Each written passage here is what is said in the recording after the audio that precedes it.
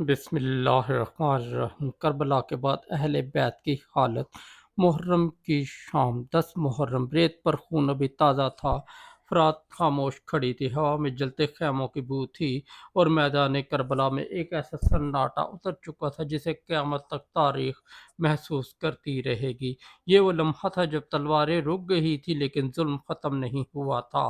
लोग समझते हैं कि करबला सिर्फ इमाम हुसैन की शहादत का नाम है, मगर हकीकत यह है कि करबला का सबसे दर्दनाक बाब अशूरा के बाद शुरू हुआ। शहादतों के बाद मैदान में सिर्फ चंद बीमार, जख्मी और बेसहारा लोग बच्चे थे। ये थे रसूल खुदा सल्लल्लाहु अलैहि वसल्लम के घराने वाले, वो अहले बैत जिनके एहतराम में सहाबा सर झुकाया करते थे। खैमे जलाए जा चुके थे, बच्चे रेत पर नंगे पांव भाग रहे थे। सकीना अपने बाबा को ढूंढ रही थी, नन्हे बच्चे खौफ से कांप रहे थे और बीबी ज़ैनब और एक जलते हुए खैमे से दूसरे खैमे तक दौड़ रही थीं ताकि कोई बच्चा आग में ना रह जाए। सोचो, जिस खानदान के दरवाजे पर जिब्रील अमीन सलाम लेकर आते थे, आज वही खानदान खुले आसमान के नीचे बेआसरा खड़ा था। रात हुई। इस रात को शाम गरीबां कहा जाता है। ये सिर्फ एक रात नहीं थी, ये सब्र की आखिरी हद थी। रेत ठंडी थी मगर जमीन पर लाशें पड़ी थीं। बच्चे भूख और खौफ से सो नहीं पा रहे थे। हर तरफ सिसकियां थीं और इन्हीं सिसकियों के दरमियान इमाम जैनुल आबदीन बीमारी और जंजीरों के दर्द में खामोश पड़े थे। ये वही इमाम थे जो बाद में करबला के पैगाम को जिंदा रखने वाले बने। सुबह हुई तो जुल्म का एक और मरहला शुरू हुआ। शुहदा के सरों को नेज़ों पर बुलंद किया गया और अहले बैत को कैदी बना लिया गया। जरा तसव्वुर तो करो, रसूलुल्लाह सल्लल्लाहु अलैहि वसल्लम की नवासियों को रस्सियों में जकड़कर ऊँटों पर बिठाया गया। वो ऊँट पर जिन पर न कजावे थे ना पर्दा। रास्ते भर लोग तमाशे देखते रहे। कुछ लोग पत्थर मारते, कुछ हंसते और कुछ ऐसे भी थे जिन्हें मालूम ही न था कि ये कैदी कौन है। हर कैदी ये तारीख का सबसे बड़ा अलमिया था। उम्मत अपने नबी सल्लल्लाहु अलैहि वसल्लम के घराने को पहचान न सकी। काफिला करबला से कोफा पहुंचा। कोफा वही शहर जिसने खतूत लिखे थे, वही शहर जिसने वादे किए थे, और फिर वही शहर खामोश खड़ा तमाशा देख रहा था। बाजारों में अहले बैत को घुमाया गया। लोग छतों पर खड़े थे, कुछ औरतें रो रही थीं, कुछ मर्द नजरें झुकाए खड़े थे। इसी बाजार में बीबी ज़ैनब खड़ी हुई, एक कैदी खातून, मगर लहजा ऐसा कि ऐवान हिल गए। उन्होंने फरमाया, ए अहले कोफा, तुम रोते हो? तुम्हारे आंसू कभी खुश्क न हो, क्योंकि तुमने हुसैन को तन्हा छोड़ा। ये अल्फाज तीर बनकर दिलों में उतर गए। लोग पहली बार जागे। उन्हें एहसास हुआ कि जिन्हें बागी कहा जा रहा था वो तो रसूल खुदा सल्लल्लाहु अलैहि वसल्लम के घर वाले हैं। फिर काफिला यजीद के दरबार शाम ले जाया गया। रास्ता तवील था, भूख, प्यास, जख्म और कैद। नन्ही सकीना हर मंजिल पर एक ही सवाल पूछती,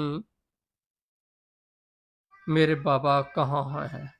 मगर जवाब में सिर्फ खामोशी मिलती। शाम का दरबार सजाया गया।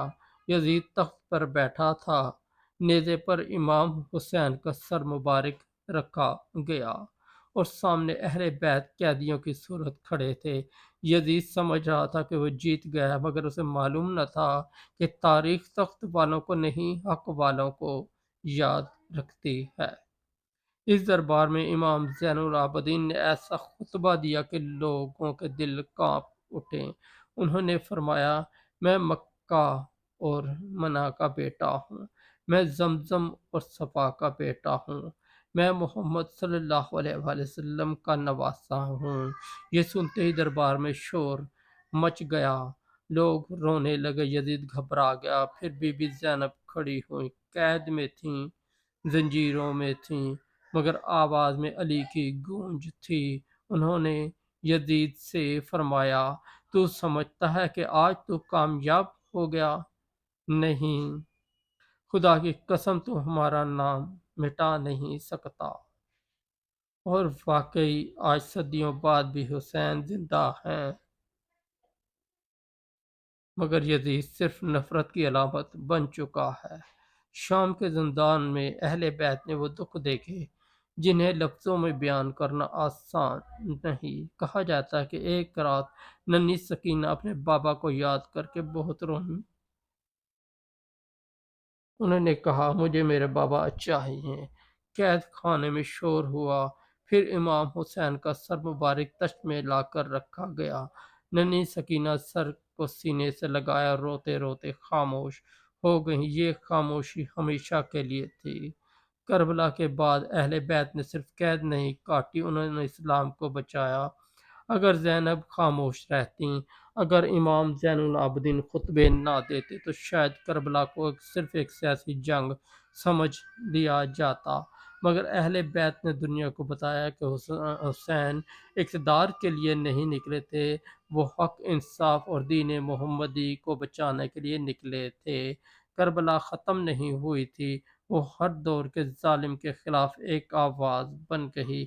آج بھی جب کوئی مظلوم حق کے لیے کھڑا ہوتا ہے تو وہاں حسین کا پیغام زندہ ہوتا ہے، اور جب کوئی مشکل میں صبر کرتا ہے تو وہاں زینب کی طاقت دکھائی دیتی ہے۔ اہل بیت کی حالت کربلا کے بعد بظاہر بہت کمزور تھی، نہ لشکر تھا، نہ طاقت، نہ گھر، مگر ان کے پاس سچ تھا، اور سچ کبھی قید نہیں ہوتا۔ یہی وجہ ہے کہ تلواریں جیت کر بھی ہار گئیں اور قیدی بن کر بھی اہل بیت امر ہو گئے۔ کربلا ہمیں صرف رونا نہیں سکھاتی، یہ ہمیں حق پر ڈٹے رہنا سکھاتی ہے۔ یہ سکھاتی ہے کہ اگر سچ کے راستے میں سب کچھ قربان کرنا پڑے تب بھی پیچھے نہیں ہٹنا چاہیے، اور اہل بیت کا یہی سب سے بڑا پیغام ہے۔ ظلم وقتی ہو سکتا ہے مگر حق ہمیشہ زندہ رہتا ہے۔ دوستوں اگر آپ کو ہماری اسٹوری اچھی لگی تو ہمارے چینل کو سبسکرائب کر دیں، اس ویڈیو کو لائک اور دوستوں کے ساتھ شیئر کر دیں، اور ہمارا دوسرا چینل ہے روشنی ہدایت، اس پر بھی ضرور وزٹ کریں۔